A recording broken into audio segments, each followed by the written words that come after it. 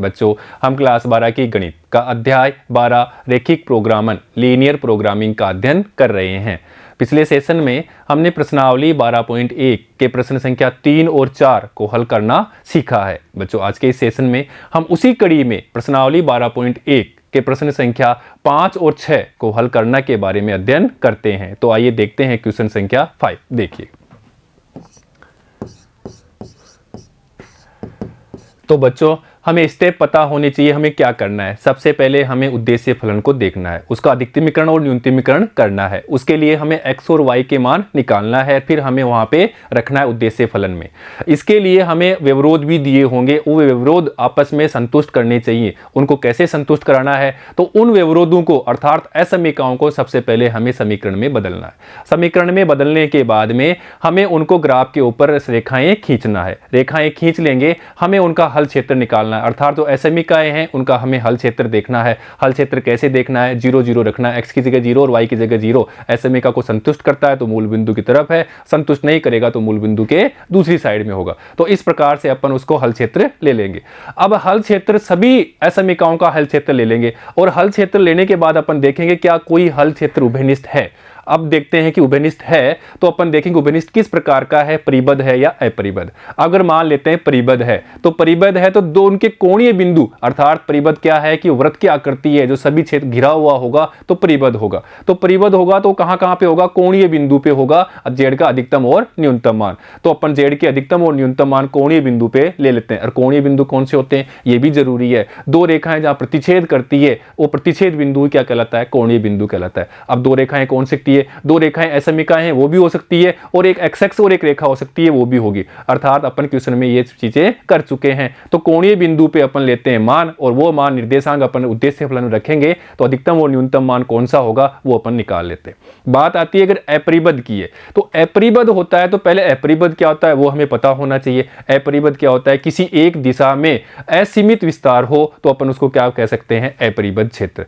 ऐसी स्थिति में भी उभयनिष्ठ बिंदु आएगा, अर्थात उभयनिष्ठ क्षेत्र या उसको बोलते हैं सुसंगत क्षेत्र तो हमें मिलेगा और कोणीय बिंदु भी मिलेगा, क्योंकि एक साइड में ही क्या होगा विस्तार अनंत की तरफ जाएगा, वहां पे वो बंद नहीं मिलेगा। बाकी साइड में तो हमें बंद मिलेगा, अर्थात वहां पे परिबद्ध मिलेगा। तो हम वहां पे क्या करेंगे, कोणीय बिंदु ले लेंगे। अब उन कोणीय बिंदु को वापस हमें z फलन में रखना पड़ता है, अर्थात उद्देश्य फलन में रखेंगे। अधिकतम और न्यूनतम मान कौन सा होगा वो देखना है। अब वो अधिकतम और न्यूनतम मान है या नहीं है, इसके लिए अपन क्या करते हैं, जो हमें उद्देश्य फलन दिया हुआ है अगर अधिकतम है तो उसको हम लेस देन इक्वल टू रखेंगे, अगर न्यूनतम है तो उसको ग्रेटर देन के इक्वल के ग्रेटर देन के बराबर रखेंगे और इनकी सहायता से हमें वापस एक असमीका मिल जाएगी और इस असमीका को फिर हम समीकरण में बदलेंगे। फिर हम उसके ग्राफ खींचेंगे। ग्राफ खींचने के बाद अपन देखेंगे कि इस असमीका के द्वारा, अर्थात जो हमने रखी थी उद्देश्य फलन को ग्रेटर देन और इक्वल टू ग्रेटर देन और लेस देन रखा था, उस असमीका से प्राप्त जो हल क्षेत्र है वो क्या सुसंगत क्षेत्र में साझा करता है। अगर वो सुसंगत क्षेत्र का साझा कर रहा है तो अपन कहेंगे कि उसका हल क्षेत्र अर्थात उसका मान नहीं है, न्यूनतम और अधिकतम मान उद्देश्य फलन का मान प्राप्त नहीं होगा, अन्यथा उसका मान प्राप्त होगा। तो इस प्रकार से अपन क्वेश्चन को सोल्व करते हैं। यही हमें स्टेप पता होनी चाहिए। बाकी तो हम कार्रवाई पहले जो क्लास 9th में ग्राफ कैसे बनाते हैं वो पढ़ चुके हैं, 10वीं क्लास में भी कैसे बनाते हैं वो पढ़ चुके हैं, असमीकाओं का हल क्षेत्र कैसे करते हैं वो भी अपन पढ़ चुके हैं। तो इन्हीं चीज को अपन दोहरा रहे हैं और इसी की सहायता से अपन क्वेश्चन हल करते हैं। तो देखिएगा, निम्न व्यवरोधों के अंतर्गत z बराबर 3x + 2y ये अपना उद्देश्य फलन है।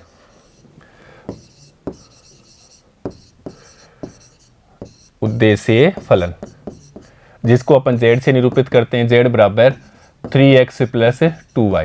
यहां पे हमें x और y के मान ही निकालना है और यहां पे रखना है। तो कौन सा मान अधिकतम होगा, कौन सा न्यूनतम होता, उसी को अपन कहते हैं न्यूनतमीकरण और अधिकतमीकरण। अब दिए हमें असमीकाएं, ये असमीका ही आपस में संतुष्ट करती है और वही क्षेत्र निकालना है और असमीकाएं हमें दे रखी है। तो इन असमीकाओं को समीकरण में बदलना है। असमीकाओं को समीकरण में बदलने पर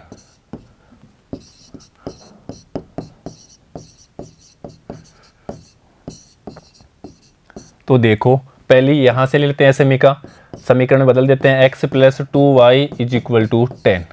यहां से अपन x और y के मान ले लेते हैं, ये x और ये y। x 0 रखा तो y का मान 5, इसी प्रकार y 0 रखा तो x का मान 10। ये अपने पास में निर्देशांक प्राप्त हो गए 0, 5, 10, 0। इसी प्रकार दूसरी असमिका ले लेते हैं। ये पहली असमिका हो गई, दूसरी असमिका। दूसरी असमिका हमारे पास में यहाँ पे है, अर्थात 3x plus y is equal to 15। इसको हमने समीकरण में बदल दिया और यहाँ से भी अपन x और y के मान निकाल लेते हैं। ये हम x और y के मान ले लेते हैं। x y, x को 0 रखा तो यहाँ y का मान 15, y को 0 रखा तो x का मान 5। तो इस रेखा के भी निर्देशांक मिल गए 0, 5 और यहाँ से 0, 15 और 5, 0। तो ये निर्देशांक की सहायता से अपन ये रेखा खींच लेंगे, इन निर्देशांक की सहायता से ये रेखा खींच लेंगे, फिर इनका हल क्षेत्र देख लेंगे। और देखो असमिका हमें दी हुई है x greater than equal to 0 और y greater than equal to 0, तो इनको भी समीकरण में बदल देते हैं। तो x बराबर 0 और y बराबर 0। अब इन समीकरणों की सहायता से आलेख खींचते हैं। तो देखिएगा,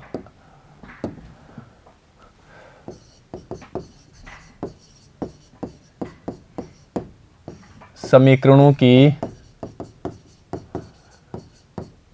सहायता से आलेख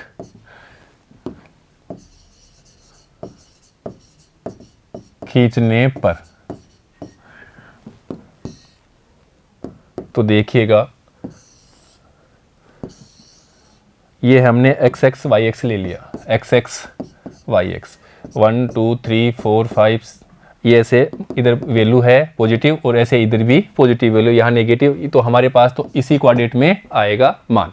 अब देखिएगा, पहली रेखा है हमारी x प्लस 2y बराबर 10। इसके निर्देशांक है 0, 5, 10, 0। तो यहाँ पे 0, 5 और 10, 0। तो मान लेते हैं 10, 0 यहाँ पे है, ये 10, 0। इसी प्रकार यहाँ मान लेते हैं ये 0, 5 है और इनको अपन मिला देते हैं तो ये रेखा मिल जाएगी हमारी, ये रेखा हो गई अपनी यहाँ से x प्लस 2y बराबर 10। तो यहाँ लिख देते हैं अपन x प्लस 2y और इसको असमिका के रूप में लिख देते हैं लेस देन इक्वल टू 10। ऐसे हमने एक रेखा को आलेख बना लिया। इसी प्रकार से अपन दूसरी रेखा ले लेते हैं। तो 0, 15, 0, 15 और दूसरे निर्देशांक हैं अपने पास 5, 0। तो 5, 0 तो यहाँ मान लेते हैं, ये आ गया 5, 0 और इसी प्रकार से 0, 15 और 0, 15 अपन यहाँ मान लेते हैं 0, 15 और इनको भी अपन मिला देते हैं तो ये अपने पास प्राप्त हो जाएगी दूसरी रेखा। ये अपने पास में दूसरी रेखा प्राप्त हो गई। कौन सी वाली थी? 3x plus y less than equal to 15। 3x plus y less than equal to 15। 3x plus y less than equal to 15। इस प्रकार से हमने दोनों रेखाएं आलेख बना लिया। अब देखिएगा, अब हमें देखना है व्यवरोध, ऋणोत्तर व्यवरोध, अर्थात x greater than equal to 0 और y greater than equal to 0। इनको भी हमें देना, तो x बराबर 0, y बराबर 0, यही होगा। अब देखो, अब हम निकालना है हल क्षेत्र। हल क्षेत्र के लिए हमें देखना है असमिका को। तो पहले अपन असमिका ले लेते हैं 3x plus y less than equal to 15। x और y की जगह 0, 0 पुट कर देते हैं तो 0 प्लस 0, 0 हो जाएगा, लेस देन 15। ये बात क्या है? सही है, सत्य है। सत्य होने पे इसका हल क्षेत्र मूल बिंदु की तरफ होगा, अर्थात इसका हल क्षेत्र इधर होगा।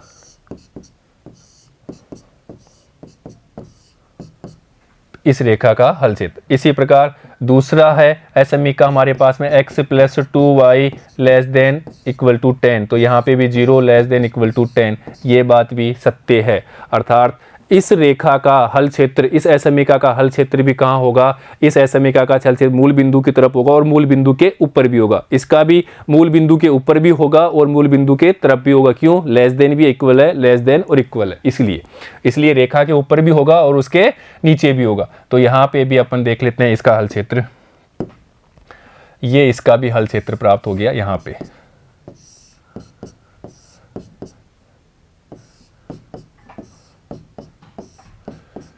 इस प्रकार से हमने इसके हल क्षेत्र प्राप्त कर लिए। अब हमें इन ऋणोत्तर व्यवरोध के भी हल क्षेत्र लेना है, अर्थात x greater than equal to 0, तो यहाँ पे x 1 2 3, तो इसका हल क्षेत्र ये प्राप्त हो जाएगा। इसी प्रकार y greater than equal to 0, तो इसका हल क्षेत्र 1 2 3, तो इसका हल क्षेत्र ये प्राप्त हो जाएगा, ऐसे इस रेखा के ऊपर। अब देखो, अब हमें देखना है इसका उभयनिष्ठ भाग। अब उभयनिष्ठ भाग यहाँ पे देखते हैं कि इस ग्राफ में उभयनिष्ठ भाग कौन सा है। तो देखो उभयनिष्ठ भाग यहाँ से प्राप्त हो रहा है, ये वाला इसका उभयनिष्ठ भाग प्राप्त हो गया। ओ इसको देते हैं ए, ये बी और ये सी, तो ये क्षेत्र हमें उभयनिष्ठ क्षेत्र मिल गया। और उभयनिष्ठ क्षेत्र मिलने पे अपन कोणीय बिंदु निकालते हैं। और कोणीय बिंदु कैसे निकालते हैं, पहले देखते हैं कि क्षेत्र कौन सा है, परिबद्ध है या अपरिबद्ध। तो देखो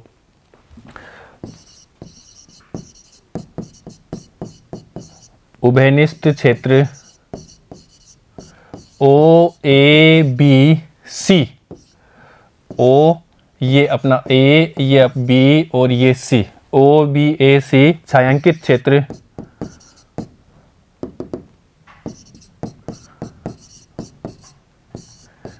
छायांकित क्षेत्र, छायांकित क्षेत्र कौन सा, ये वाला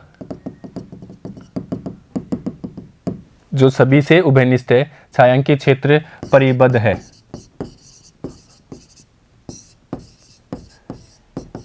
इसलिए कोणीय बिंदु पर मान, इसलिए कोणीय बिंदुओं पर मान लेते हैं।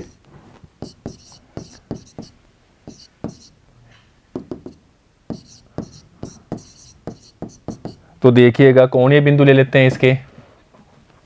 तो कोणीय बिंदु, और इन कोणीय बिंदुओं पर संगत z के मान अर्थात उद्देश्य फलन के क्या मान प्राप्त होते हैं। तो z के मान, z क्या है हमारे पास में, उद्देश्य फलन। यह क्वेश्चन में हमें दिया हुआ है x z बराबर 3x plus 2y, 3x plus 2y। अब हमें कोणीय बिंदु लेना है। कोणीय बिंदु हमें ग्राफ से ले लेना है। तो ये देखिए 0 0, तो यहां लिख लेते हैं 0 0, ये O बिंदु पे है। इसी प्रकार से दूसरा कोणीय बिंदु ले लेते हैं। दूसरा कोणीय बिंदु A है और यहाँ पे निर्देशांक अपने पास प्राप्त हो जाएंगे 5 0, तो यहाँ पे A और ये 5 0। तीसरा कोणीय बिंदु ले लेते हैं। अब तीसरा कोणीय बिंदु B, अब इसके निर्देशांक निकालने के लिए ये दोनों रेखाओं को हमें हल करना पड़ेगा। तो देखिएगा इसको अपन सोल्व कर लेते हैं। तो पहले रेखा है हमारे पास में x plus 2y equal to 10 और दूसरी है 3x plus y equal to 15। तो हम इसको 3 से गुणा करके यहाँ घटा देते हैं, अर्थात 3x plus 6y equal to 30। यह हमने इसको 3 से गुणा किया और इसमें से घटा देते हैं और ये घटा दिया, ये कैंसिल माइनस प्लस कैंसिल, और यहाँ पे माइनस का 5y इज इक्वल टू, अब यहाँ पे माइनस का 15, तो y इक्वल टू, यहाँ से माइनस माइनस तो कैंसिल, y इक्वल टू 3। अब y इक्वल टू 3 अपन यहाँ रख देते हैं तो ये 6 हो जाएगा। तो x equal to 10 minus 6 equal to 4। तो इस बिंदु के निर्देशांक हो गए अपने पास में 4 3। तो ऐसे अपन निर्देशांक निकाल लेते हैं जहां दो रेखाएं प्रतिच्छेद करती है, और दो रेखाएं जहां प्रतिच्छेद करती है वही कोणीय बिंदु होता है। सर ये कैसे कोणीय बिंदु हो गया, क्योंकि यहाँ पे भी x x और y x प्रतिच्छेद हो रही है। यहाँ पे भी ये रेखा अपनी 3x plus y is equal to 15 और एक हमारी ये x x प्रतिच्छेद हो रही है। तो ये कोणीय बिंदु, ये कोणीय बिंदु, इसी प्रकार ये कोणीय बिंदु। तो इस प्रकार अपन कोणीय बिंदु के मान ले लेते हैं। तो 4 3 प्राप्त कर लिया। तो यहाँ प्राप्त करते हैं b के निर्देशांक 4 3। इसी प्रकार चौथा कोणीय बिंदु देखो, चौथा कोणीय बिंदु है C, जिसके निर्देशांक है 0 5। अब ये मान के संगत z क्या मान देगा वो अपन यहाँ पे पुट कर देते हैं। तो देखो z यहाँ पे रखेंगे तो z बराबर 0 0 पे 0 ही देगा।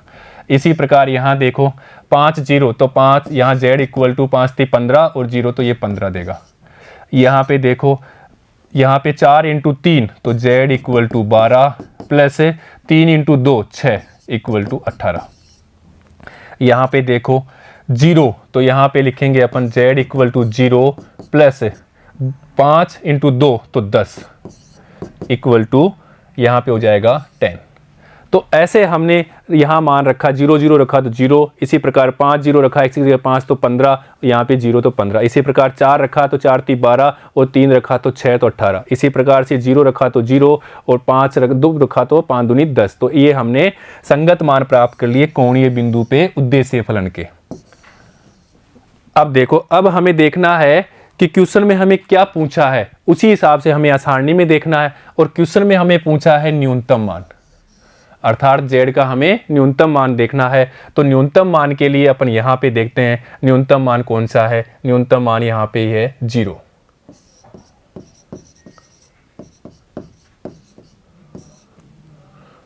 और बच्चों अगर अधिकतम मान पूछा तो यहाँ पे अपन ले देते अधिकतम मान।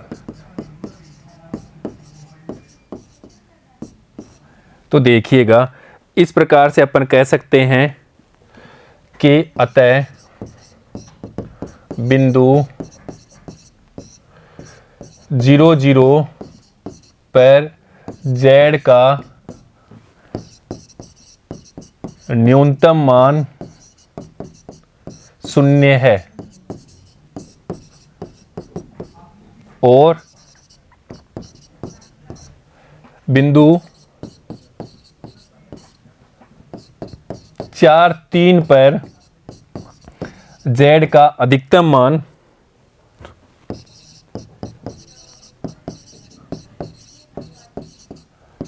अधिकतम मान 18 है।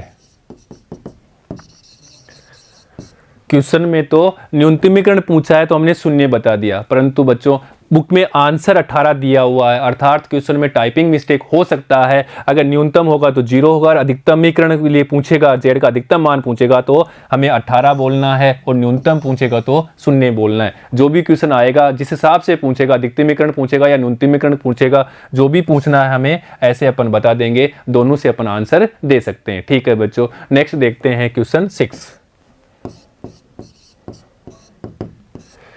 निम्न विवरोधों के अंतर्गत z हमें उद्देश्य फलन, हमें ये दे रखा है उद्देश्य फलन।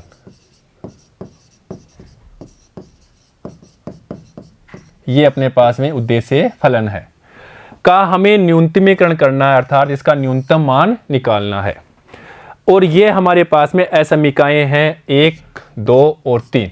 इन असमीकाओं की सहायता से हमें इनका z का क्या निकालना है, न्यूनतमीकरण निकालना है, इसका मान निकालना है। अर्थात ये असमीकाओं को हमें संतुष्ट करवाना है और उसके लिए हमें क्या करना है, ग्राफ बनाना पड़ेगा। अब आगे क्या दिया है वो भी देखो। दिखाइए कि z का न्यूनतम मान 2 बिंदु से अधिक बिंदु पर घटित होता है।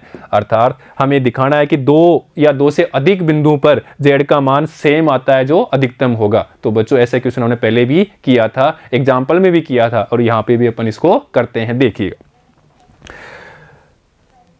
तो समीकरण में बदलने पर, असमीकाओं को समीकरण में बदलने पर, अर्थात 2x plus Y equal to 3, यहाँ पे असमीका थी less than equal greater than equal to था, इसको हमने इक्वल टू कर दिया तो समीकरण बन गया। और यहीं से अपन x और y के मान निकाल लेते हैं ताकि हमें निर्देशांक मिल जाएंगे और 2 निर्देशांक मिलने से हमें इस रेखा प्राप्त हो जाएगी, ग्राफ के ऊपर आलेख खींच लेंगे। अर्थात यहाँ पे देखो 0 रखा तो यहाँ पे 0 रखे से 3, इसी प्रकार से ये 0 रखा तो इसका मान आएगा 3/2। और देखो दूसरा यहाँ से तो x प्लस 2y, यहाँ पे है हमारे पास में असमीका ग्रेटर देन इक्वल टू, तो इसको समीकरण में बनाएंगे तो इज इक्वल टू 6। और यहाँ से भी अपन ले लेते हैं x और y के मान, x y, तो यहाँ पे x 0 रखा तो ये 3 आ गया, इसी प्रकार y को 0 रखा तो ये 6 आ गया, इसको 0 रखा तो 3 हो गया, 2 6/2 3। और यहाँ पे इसको 0 क्या किया, 0 किया तो x का मान क्या हो गया 6। अब देखिएगा इन दोनों की सहायता से, अर्थात यहाँ निर्देशांक है, इन निर्देशांकों की सहायता से इनकी रेखाएं खींच लेते हैं। तो वो देखो रेखाएं खींच लेते हैं।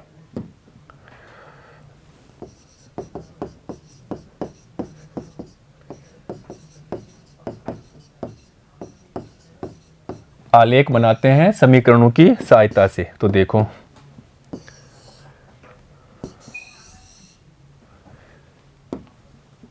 xx yx ये अपने पास में मूल बिंदु है। अब देखिएगा निर्देशांक ले लेते हैं अपने पास 0 3 और यहाँ पे 3/2 और 0। तो यहाँ पे और भी कुछ ले सकते हैं, 3/2 0.2 में है, अगर इसको भी अपन ले सकते हैं या और भी कई मान ले सकते हैं। अनंत मान आएगा, x के मान रखते जाओ y का देगा, y के रखते जाओ x का देगा। तो अगर मैं यहाँ पे 2 रख लेता हूँ, यहाँ पे मैं x का मान 2 रखता हूँ, तो देखो क्या हो जाएगा, ये 2 रखा मान लो मैंने, तो 2 रखने पे क्या हो जाएगा, यहाँ पे 4 तो इधर जाएगा तो -1, तो यहाँ हो जाएगा -1। और अगर मैं यहाँ पे 1 रखता हूँ x का मान, ऐसे आप रखते जाओ, अगर मैं यहाँ पे x का मान 1 रखता हूँ तो उधर जाएगा तो 3 - 1, तो ये भी 1 प्राप्त होगा। यहाँ पे मैंने 1 रखा तो यहाँ पे y का मान क्या हो जाएगा, यहाँ उधर जाएगा तो 3 - 2, तो यहाँ पे भी 1, तो 1 रखने पे 1 1। तो इस प्रकार से अपन अनंत मान निकाल सकते हैं x और y के। हमें 2 मान मिल जाएंगे तो हमें रेखा मिल सकती है। तो देखिएगा यहाँ से अपने पास 0 3 और यहाँ पे अपने पास 3/2 0, 3/2 0 या 1 1 भी कर सकते हैं, ये 1 1। अब देखो यहाँ पे अपन लेते हैं 0 3 मान लेते हैं, ये है 0 3। और इसी प्रकार से यहाँ पे 1 1 होगा, यहाँ पे दोनों ये 1 और ये 1, तो यहाँ पे मान लेते हैं 1 1। और इसी प्रकार से यहाँ पे है 3/2 अर्थात 1 से ज़्यादा, तो यहाँ 1 है, तो यहाँ से अपन मान लेते थोड़ा सा ज़्यादा ये है, तो इनसे जाने वाली रेखा अपन मान लेते हैं ऐसे, ये रेखा प्राप्त हो जाएगी, ये बिंदु यहाँ पे होगा, तो ये रेखा ऐसे प्राप्त हो जाएगी, ये 1 1 है। अब देखो यहाँ पे अपन मान लेते हैं ये बिंदु हो गया 3/2 0 और यहाँ पे 0 3। ये रेखा कौन सी हो गई, ये वाली रेखा हो गई 2x + y = 3। तो यहाँ लिख देते हैं 2x + y, और इसको असमीका के रूप में लिखेंगे तो ये > 3। तो इस प्रकार से हमने आलेख बना लिया इस रेखा का। अब देखिए दूसरा अपने पास में ये समीकरण है, तो 0 3 और 6 0, तो 0 3 और 6 0। तो 0 3 तो यहीं पे रहेगा जो यहाँ पे था, और 6 0 ये मान लेते हैं अपन 6 0, और इन दोनों से मिलाते हैं तो वो हमारे पास में एक रेखा बन जाएगी ऐसे। ये हमने बना दिया दूसरी रेखा। जो क्या हुआ था, हमें दे रखा था x + 2y, ये हमने लिख दिया x + 2y > 6। तो इस प्रकार से हमने दोनों रेखाओं को यहाँ पे निरूपित कर दिया। अब इनका निकालना है हल क्षेत्र।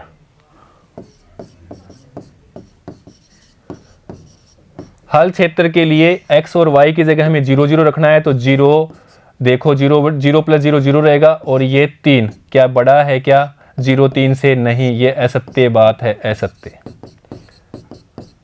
और असत्य होने पे हमें पता है कि इसका हल क्षेत्र कहाँ होगा, इसका हल क्षेत्र मूल बिंदु के दूसरी साइड में होगा, अर्थात रेखा के दूसरी साइड में। तो ये अपने पास रेखा है, इसका हल क्षेत्र यहाँ प्राप्त हो जाएगा। मूल बिंदु के इस रेखा के ऊपर भी होगा और रेखा के इधर भी होगा। रेखा के ऊपर क्यों होगा, क्योंकि यहाँ पे क्या है > भी है, अर्थात ये रेखा के ऊपर भी इसका हल क्षेत्र होगा। इसी प्रकार यहाँ देखते हैं 0 + 0 > 6, ये बात भी क्या है, असत्य है। असत्य होने पे इस रेखा का हल क्षेत्र भी कहाँ होगा, इसका हल क्षेत्र भी दूसरी साइड में ही होगा, मूल बिंदु के अपोजिट साइड में ही होगा, अर्थात इसका हल क्षेत्र भी यहीं होगा।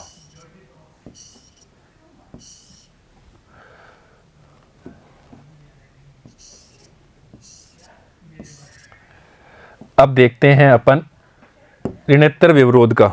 और ऋणोत्तर व्यवरोध हमारे पास में x > 0 और y > 0। तो x > 0 का ये वाला क्षेत्र प्राप्त होगा।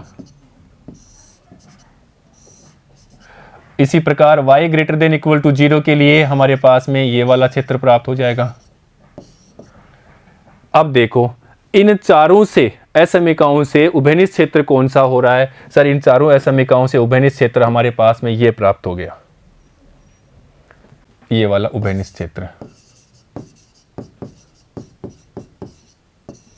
जिसको अपन बोलते हैं सुसंगत क्षेत्र। ये वाला अपना सुसंगत क्षेत्र हो गया। ये कैसे प्राप्त किया? हल क्षेत्र से हमने प्राप्त कर लिया। अब देखो इसके कोणीय बिंदु लिखना है, तो कोणीय बिंदु कहाँ होगा? यहाँ पे जहाँ पे वो क्रॉस कर रही है, अर्थात 0,3 हो गया कोणीय बिंदु।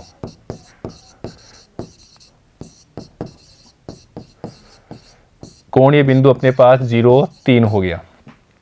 इसी प्रकार से यहाँ पे देखो ये रेखाएं प्रतिच्छेद कर रही है, यहाँ पे भी अपना कोणीय बिंदु होगा। तो ये दोनों रेखाएं कहाँ प्रतिच्छेद कर रही है वो अपन कैसे निकालेंगे? इन दोनों रेखाओं को हल करके निकालेंगे। तो देखा यहाँ से अपन दोनों रेखाओं को हल कर लेते हैं और यहाँ से हमें प्रतिच्छेद बिंदु मिल जाएगा। तो देखो यहाँ से इसको अपन, ये है 2x + y = 3, इसको 2 से गुणा करके घटा देते हैं तो 2x + 4y = 12 है। 2 से गुणा किया, इसमें से घटा दिया, ये घटा दिया, ये कैंसिल, तो -3y = -9, माइनस माइनस कैंसिल, तो y = 3 और y = 3 अपन यहाँ रख देते हैं, कहीं पे रख देते हैं, चलो यहाँ रख दिया।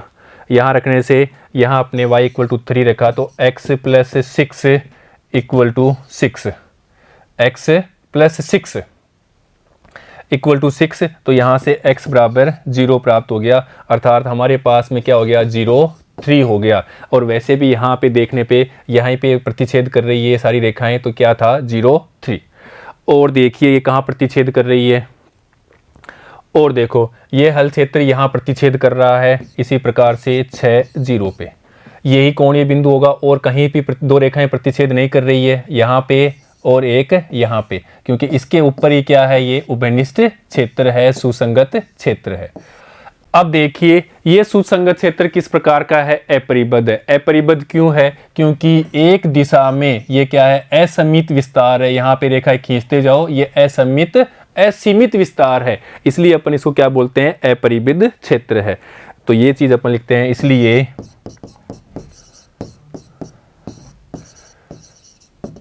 उभयनिष्ठ क्षेत्र जिसको बोलते हैं सुसंगत क्षेत्र,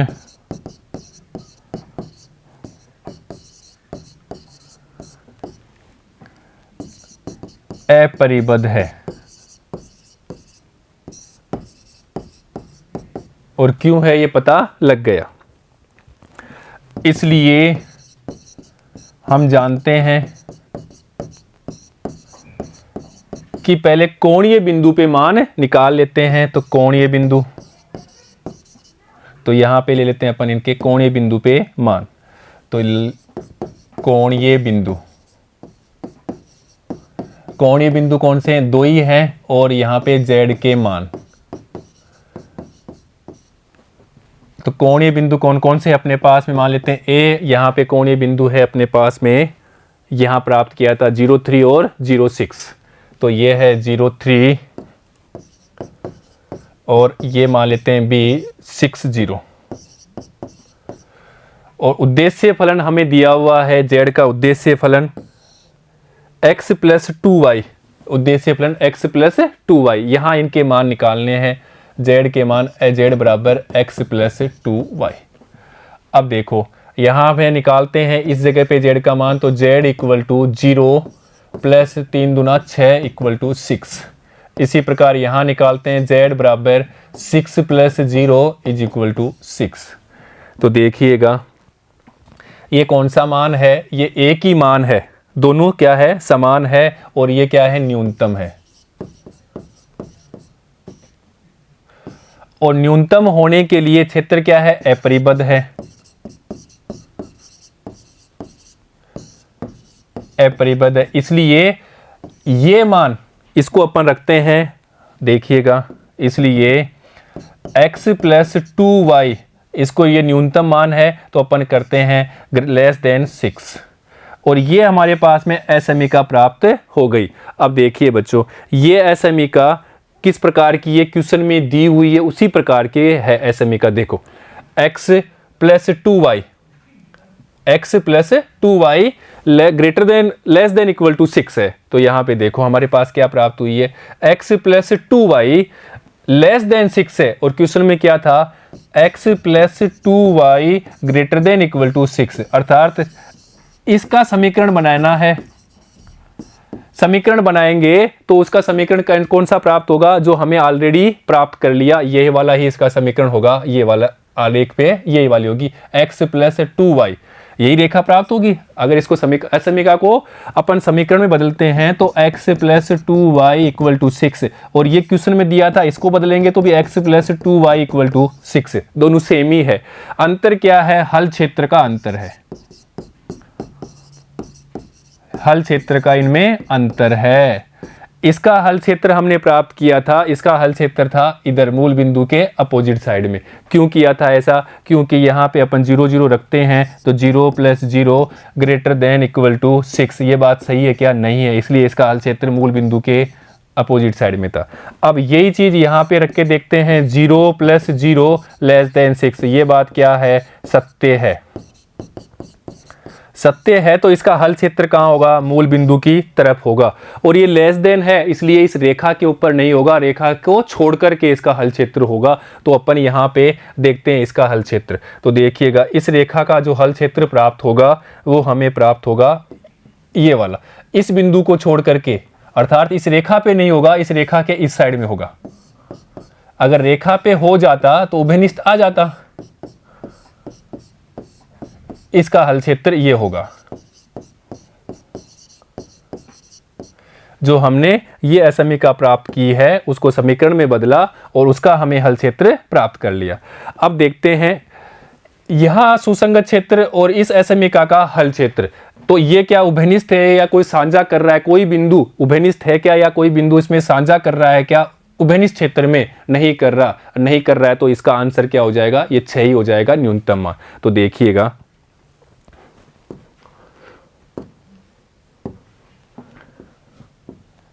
अतः असमीका, और ये क्यों रखा, ये हम प्रमेय की सहायता से अपन रख सकते हैं, क्योंकि हमें पता है कि ax प्लस बी वाई ये उद्देश्य फलन है। अगर ये उद्देश्य फलन का इसका मान हमें न्यूनतम लेना है, इसका मान हमें न्यूनतम लेना है, और न्यूनतम के लिए अपन स्मॉल m मानते हैं, तो न्यूनतम लेते हैं तो इसको लेस देन m के बराबर करते हैं, और ये अधिकतम लेते हैं, ax प्लस भी उद्देश्य फलन का मान अधिकतम लेते हैं, और अधिकतम लेने के लिए अपन कैपिटल M लेते हैं, तो कैपिटल M की तरफ से इसको अपन ग्रेटर देन करते हैं। तो वही अपन यहाँ पे किया, न्यूनतम ले लिया, तो न्यूनतम के लिए हमने क्या किया, लेस देन किया, ये लेस देन किया। ठीक है बच्चों, अब देखो ये देखिएगा, अतः असमीका व सुसंगत क्षेत्र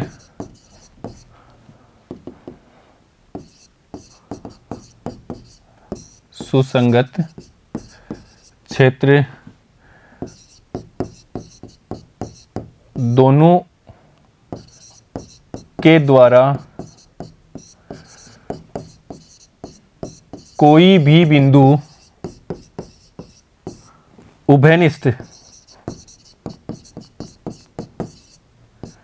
या इसको बोल सकते हैं साझा नहीं करता, उभयनिष्ठ नहीं है। इसलिए उद्देश्य फलन z का न्यूनतम मान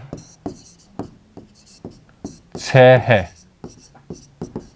अब हमें प्रूफ भी करवा रहा था, प्रूफ ये करा रहा था कि देखिए यहाँ पे कि दो बिंदु पे समान है क्या, अर्थात यहाँ देखिए दर्शाइए कि z का न्यूनतम मान दो बिंदु से अधिक बिंदु पर घटित होता है। हाँ, दो बिंदु से अधिक बिंदु पर घटित होता है। तो देखो यहाँ पे क्या प्राप्त हुआ, हमने एक बिंदु ये लिया और एक बिंदु ये लिया, इन दोनों बिंदु पे क्या प्राप्त हो रहा है, 6, अर्थात इस पूरी रेखा के ऊपर क्या मान प्राप्त होगा, 6 प्राप्त होगा। तो देखिएगा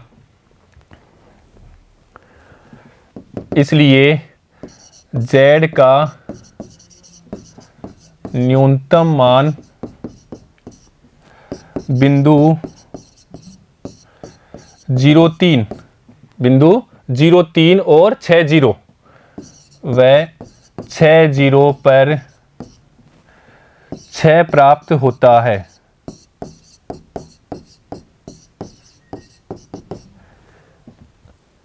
इसलिए रेखाखंड ये वाला रेखाखंड, ये वाला आप जहाँ 6 और 3 इसको बोल लेते हैं पर ए और ये दे देते हैं बी। तो ए बी रेखाखंड पर, इसलिए रेखाखंड ए बी पर प्रत्येक बिंदु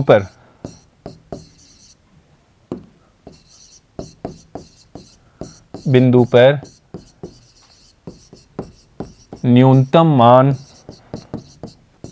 6 देगा, और यही हमें सिद्ध करना था, सिद्ध हुआ।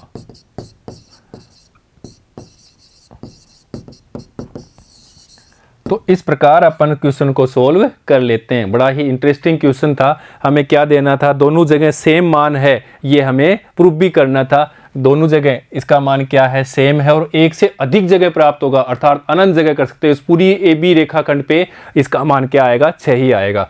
तो पहले तो हमें क्या करना था, इसका न्यूनतमीकरण करना था। तो हमने क्या किया, ये असमीकाएं थी, इनको समीकरण में बदल लिया। समीकरण में बदलने के बाद में हमें इनके निर्देशांक ले लिए। इन निर्देशांकों की सहायता से हमने यहाँ पे ग्राफ बना लिया। फिर ग्राफ बनाने के बाद में असमीकाएं देखी, ये असमीकाओं को 0 0 रखा, अर्थात x की जगह 0, y की जगह 0 0 रखने के बाद में हम इनका हल क्षेत्र देखा। तो हल क्षेत्र हमने देखा। हल क्षेत्र देखने के बाद में हमने देखा इसका सुसंगत क्षेत्र। सुसंगत क्षेत्र कौन सा है, उभयनिष्ठ है, अर्थात इसका उभयनिष्ठ ये आया। उभयनिष्ठ के बाद हमने देखा कि क्षेत्र कैसा है, परिबद्ध है या अपरिबद्ध है। तो हमें देखने से पता लगा कि क्षेत्र क्या है, अपरिबद्ध है। और अपरिबद्ध है तो ऐसी स्थिति में पहले तो अपन कोणीय बिंदु लेते हैं। और कोणीय बिंदु क्या होते हैं, दो रेखाएं जहां प्रतिच्छेद करती है। तो एक रेखा यहां पर है, एक रेखा यहाँ पे प्रतिच्छेद हो रही है। यहाँ पे कौन सी है, ये रेखा x + 2y = 6 और ये है yx। इसी प्रकार यहाँ पे रेखा वही है और xx है। तो दो रेखाएं यहाँ पे हो गई, दो रेखाएं यहाँ पे हो गई, और कोई रेखाएं प्रतिच्छेद कर नहीं रही है। तो कोणीय बिंदु 2 हो गया, 0 3 और 6 0। इन कोणीय बिंदु पे हमने मान देख लिया, 0 3 पे और 0 6 पे। ये कोणीय बिंदु पे हमने मान लिया 6 6 आ गया। अब ये अपरिबद्ध है, इसलिए 6 आंसर नहीं हो सकता। ये 6 होने के लिए हमें चेक करना पड़ेगा उद्देश्य फलन को लेस देन और ग्रेटर देन के बराबर रखने पे। तो देखो ये न्यूनतम है, इसलिए हमने इसको लेस देन के 6 को लेस देन के बराबर रखा, ये उद्देश्य फलन को। फिर इसकी सहायता से हमने समीकरण में बदला, इसको समीकरण में बदला। समीकरण में बदलने के बाद में हम उसका ग्राफ बनाते हैं। तो ये देखने से पता लगा कि ऐसा तो असमीका में भी दिया हुआ है, हमें प्रतिबंध दिया हुआ था, इसलिए ऑलरेडी इसका हमने आलेख बना रखा है। तो हमें क्या करना था, ओनली यहाँ पे हमें उसका हल क्षेत्र देखना था। और हल क्षेत्र के लिए हमने 0 0 रखा, तो ये सत्य है, अर्थात इसका हल क्षेत्र कहाँ होगा, इसका हल क्षेत्र इस रेखा के नीचे होगा, रेखा पे भी नहीं होगा, क्योंकि यहां से हमने देखा ये बात सत्य है, इसलिए हल क्षेत्र इसका यहां होगा। अब इस हल क्षेत्र में और इस सुसंगत क्षेत्र को हमने देखा क्या कोई उभयनिष्ठ साझा कर रहा है, कोई भी बिंदु। तो हमने देखा यहाँ पे इसका नीचे है, इसका ऊपर है, रेखा पे कुछ नहीं है, अर्थात कोई साझा नहीं कर रहा, कोई उभयनिष्ठ भाग नहीं है, कोई उभयनिष्ठ भाग नहीं है। इसलिए अपन यहाँ पे कह देते हैं कि ये उभयनिष्ठ साझा नहीं करता, तो इसका z का न्यूनतम मान 6 ही होगा। अब क्वेश्चन में हमें दे रखा है कि ये भी सिद्ध करो कि ये जो न्यूनतम मान है एक से अधिक जगह पे है, अर्थात 2 या 2 से अधिक जगह पे यही मान है। तो बिंदु यहाँ पे भी वही दे रहा है, यहाँ पे भी 2 दे रहा है, अर्थात ये a बिंदु था, ये b बिंदु था। तो इस a b रेखाखंड के ऊपर पूरे पे ऊपर ये क्या देगा, 6 देगा, अर्थात अनंत बिंदु पे कोई कितने बिंदु ले लो, यहां से यहां तक के बीच में आप जितने बिंदु लोगे वहां पे ये मान कितना देगा, 6 ही देगा। और यही हमें सिद्ध करवाना था। इस प्रकार हमने इसको सिद्ध कर लिया। ठीक है बच्चों, तो बच्चों आज हमने इस सेशन में प्रश्नावली 12.1 के प्रश्न संख्या 5 और 6 को हल करने के बारे में हमने अध्ययन किया है बच्चों। तो बच्चों ने सेशन में हम प्रश्नावली 12.1 के प्रश्न संख्या 7 और उसके आगे के प्रश्नों को हल करने के बारे में अध्ययन करेंगे। ठीक है बच्चों, धन्यवाद।